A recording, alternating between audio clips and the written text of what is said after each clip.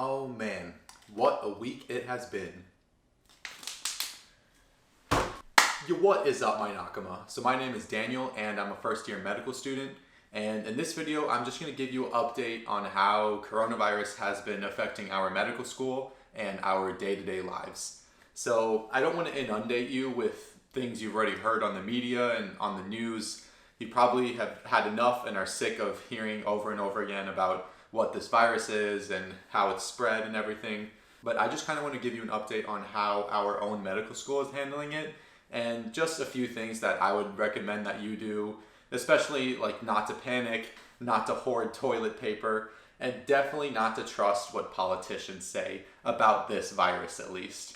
You need to trust medical professionals, doctors, people who are virology experts, infectious disease experts, epidemiologists. You need to trust the experts, and what they say and their opinions on how to handle the situation is crucial, and not whatever Donald Trump is spouting in his press conferences. So as of today, Saturday, March 14th, our medical school curriculum has switched entirely to an online curriculum, which actually doesn't really affect my schedule that much because I anyways listen to lectures online and stuff, but now it's just completely shifted to it. There's going to be no more like in-person lectures and no more mandatory events that we have to go to where we had to go to school or participate in group learning. Even the examinations are going to be administered online. And yeah, I mean, it's just pretty crazy what's happening overall though. I mean, we're not currently in quarantine, but we are kind of told to keep social distancing, minimize interactions with people. So yeah, I'm pretty much just stuck here in my house, living the life. But yeah, so pretty much, I mean, for the rest of the year, actually, our medical school is essentially going to be self-learning. They're just going to expect us to learn this material, and then we just have 2 more exams because our CAS exams, which are like recycled NVMe questions, those were canceled completely because they have to be administered in person. So now we just have 2 more exams left for the entire semester, which are just like the in-house exams. One exam is for this current unit that I'm in, which is our psych unit. So we're learning about like psychiatric disorders, and that is going to be on March 26th. And then our last unit of our first year of medical school is GI, our gastrointestinal block, and that final exam is actually on my birthday, April 30th. So as I mentioned before, and something I just want to reiterate, I would just trust epidemiologists and infectious disease doctors, people who really know a lot about coronavirus and how this virus has been spreading.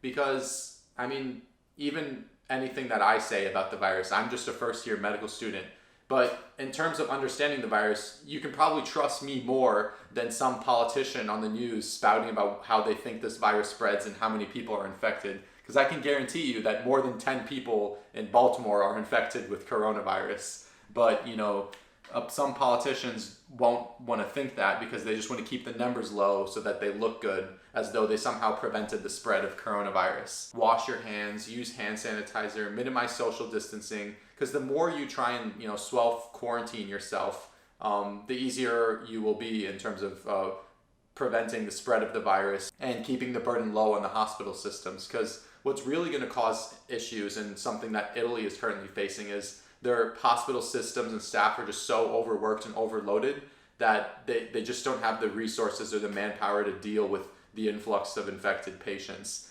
And it's not necessarily that coronavirus is like a horrible disease. And as probably you know from the media reporting and other scientific reporting, especially from Wuhan, a lot of young people are sometimes even asymptomatic. They just have mild symptoms, but it's of course the immunocompromised and the elderly that we need to worry about. And something that I just heard like in the airport when I was flying back from Baltimore is some young kids were like, I don't care about this virus. All the old people are going to die anyways. And that was just like a really horrible sentiment to hear, and just a really horrible thought to have, because sometimes doctors, they have to make decisions like who to prioritize, like a young person or an old person. But in my opinion, because we are physicians, we need to treat everyone no matter the age, and we need to try and protect everyone. And if that means that 20% of people that are infected and 5% of them have a high mortality rate, then we need to do everything possible to prevent the spread and transmission of the virus, because every death counts, every life is worth something, and whatever we can do as young people to prevent the spread of transmission, then we have to take those precautions 100% seriously. But yeah, I just wanted to make this quick video as an update to my current situation in terms of coronavirus. What I think will be really interesting is the aftermath of this virus and how our healthcare systems are going to respond. Honestly, I think that now people are really seriously considering like Medicare and Medicaid for all, something that was considered like communism like 4 years ago, but now it's like, oh, that kind of makes sense.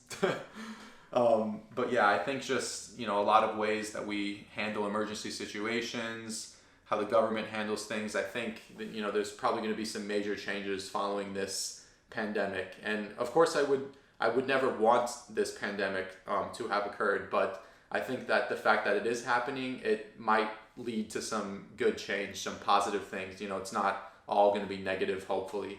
But yeah, we'll see. Only the future will tell. But anyways, who knows? I am wondering if the situation gets really bad, if they'll start like deploying first and second year medical students, because currently actually the third and fourth years still have to do their clinical rotations. We just don't have to go to lectures. Essentially our school was kind of canceled, but I feel really bad for the third and fourth year medical students because they still have to do their clinical rotations. And on top of that, they are trying to minimize the amount of PPE, of protective personal equipment and masks that they give to third and fourth year students, because the hospital considers them like non-essential personnel, even though they're there paying $60,000 a year to learn how to be medical students. So yeah, that's probably not an ideal situation for them. But I would say, if the hospital or Wake Forest called upon me to somehow help out in the hospital if things got really bad, I would probably undertake the effort, because this is what I'm training to do, and like if I back out and if I bail out now, then what type of physician am I going to be in the future? Yeah, but not to sound too depressing, but I hope that things are just going to resolve over in the course of a few months. I think that if everyone sort of takes proper precautions and really takes this seriously, hopefully the virus will take its course. I don't think we're anywhere near it being resolved. I think it might continue for another month or two, if not even 3. And yeah, just stay safe, keep your grandparents safe, try and stay secluded from them if you start feeling like you have some symptoms of coronavirus, and just try not to let this really change your daily habits, and try not to just become some sort of recluse. I'm going to be coming out with some videos actually talking about like how you can work out during this pandemic, how you can just try and maintain some of your daily habits and consistencies that you had beforehand. But yeah, I hope you enjoyed this video. I hope you enjoyed this quick update. Don't hoard toilet paper. Just be rational. And as always, dattebayo.